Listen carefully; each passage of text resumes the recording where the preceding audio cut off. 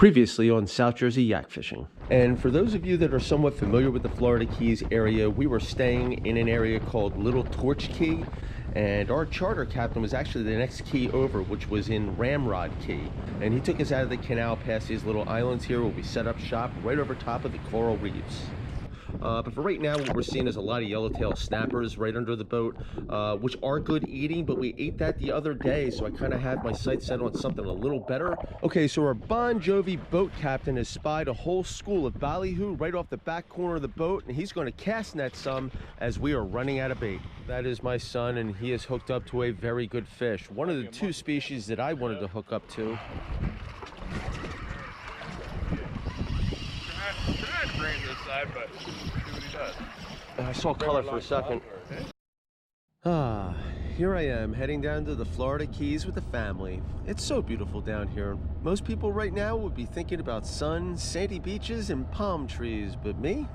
Well, my name is Ryan. I'm with South Jersey Yak Fishing, and they say I'm a fishing addict. Although I don't think I really have a problem. I will say, although I should be thinking about the same things that any other normal person will be thinking about when they're heading down to the Keys on vacation, I find myself looking off to my right at these endless rows of bridge pilings, wondering what would happen if I could just drop a couple of crabs down on a few jigs just to see what's biting. I mean, think about the many species I could possibly catch. We have bonefish, weakfish, sheepshead. We have black drum, red drum, gray snapper. I'm not obsessed, honestly. Don't forget red snapper, black grouper, red grouper, snow.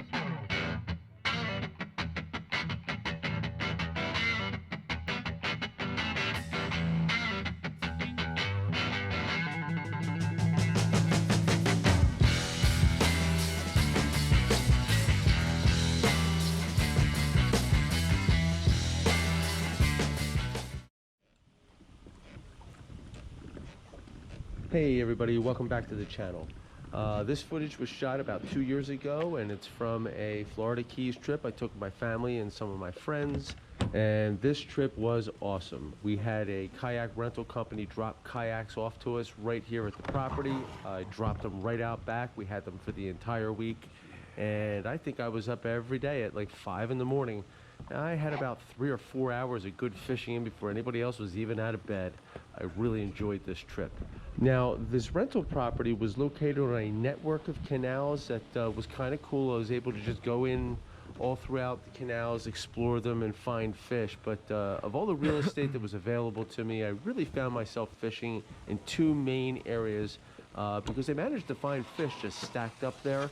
And before we get to the actual fishing, I just want to show you guys where those places were and how I came about finding them. Okay, so as I had shared in my previous video, I had a place located in the lower Keys called Little Torch Key, and the property was located within these canals that you see right here. And I think it was on the second day that we were there, I took a walk and I went over this little roadway that seemed to divide the canal that you see blinking on the screen right there. And when I looked off to my left, I realized that there was a feeder tube that ran under the road, and I also saw this. Man, that's a lot of fish stacked up there. I couldn't believe my eyes. It's a lot easier to find fish down here in Florida than it is in Jersey, because Jersey, the water's so murky, you can't even see 3 feet down. But I soon came to realize that feeder tubes is where all the action was at. Okay, so here we are back again, except this time we're in the kayak, and I'm going to drop the camera down just to get a better look at the situation. And right off the bat, we're going to notice that there's fish, but they are not stacked up like they were before.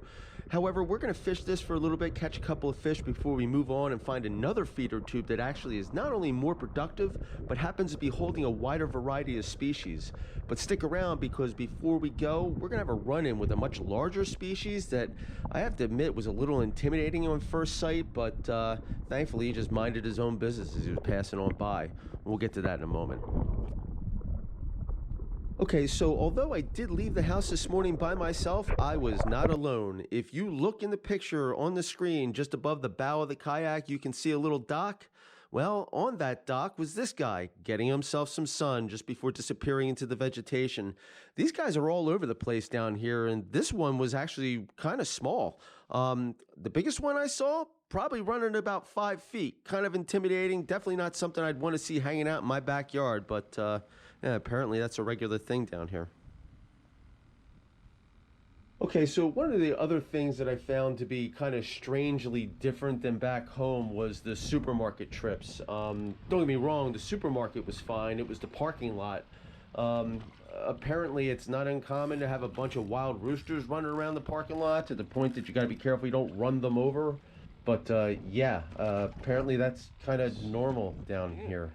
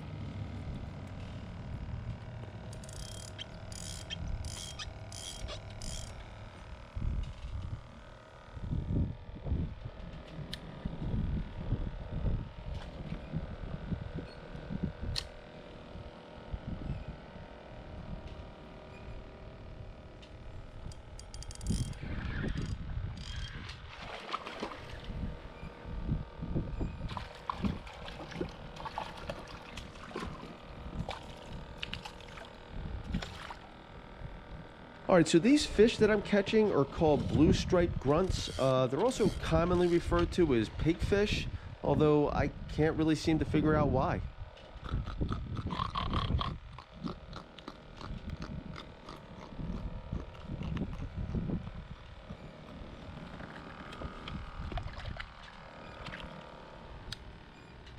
So we're going to catch a couple of more fish here before we make a move in a minute or so, but not before we get a special visit from one of the locals.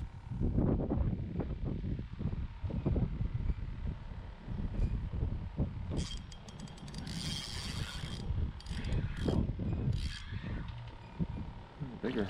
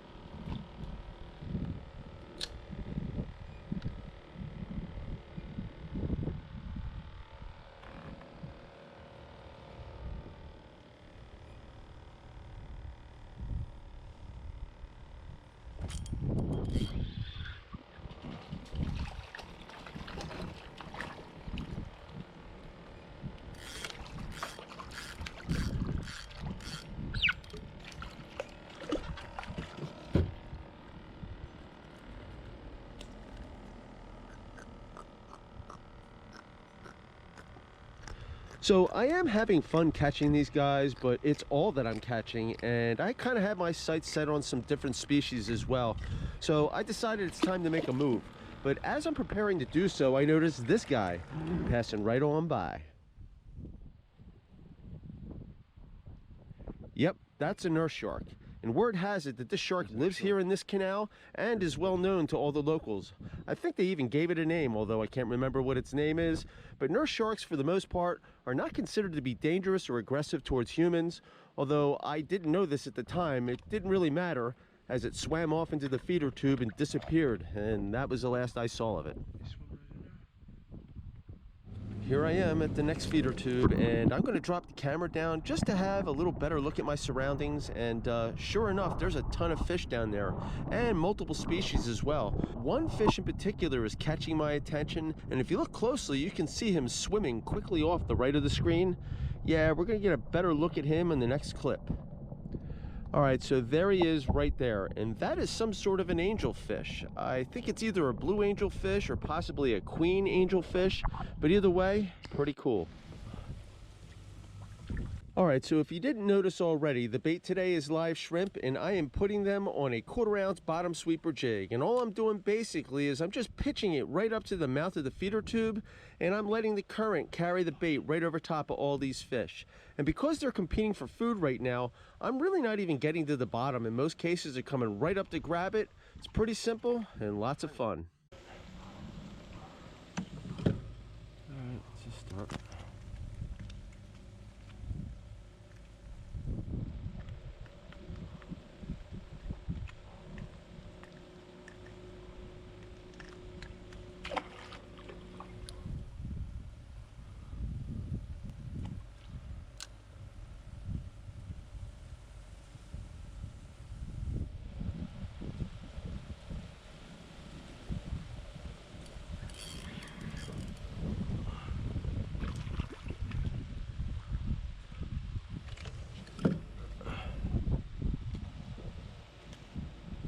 That was a gray snapper,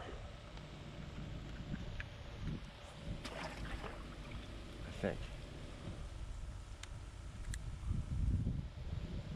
All right, so in a couple of minutes, I'm going to end up in a conversation with one of the locals here, and he's going to tell me something about that angelfish I saw swimming around down there that's going to completely blow my mind.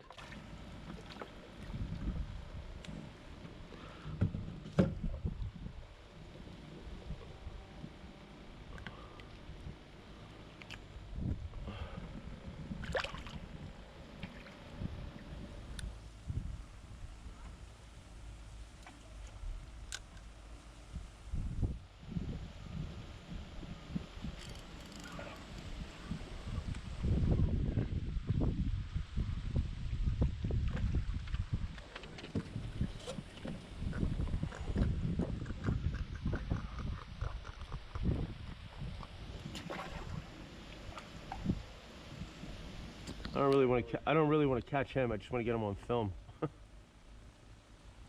was a guy here saying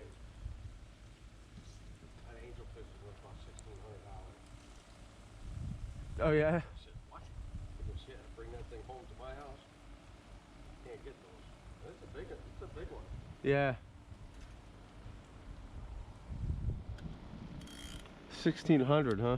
Whoa, wait a minute. Did you guys just catch that?